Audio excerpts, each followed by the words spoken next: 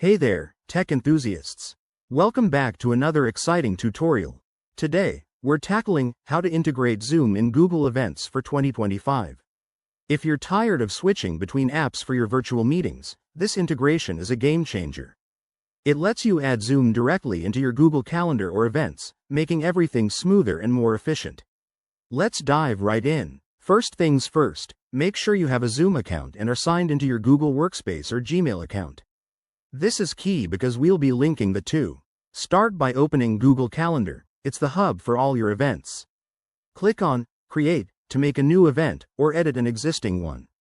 Now, in the event details, look for the Add Video Conferencing option.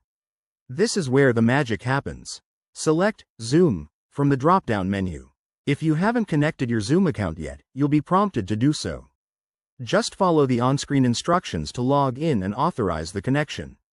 Once that's done, Zoom will automatically generate a meeting link for your event.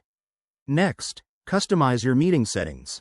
You can set the start time, add a password for security, or even enable features like waiting rooms. Perfect for professional setups in 2025's hybrid work world.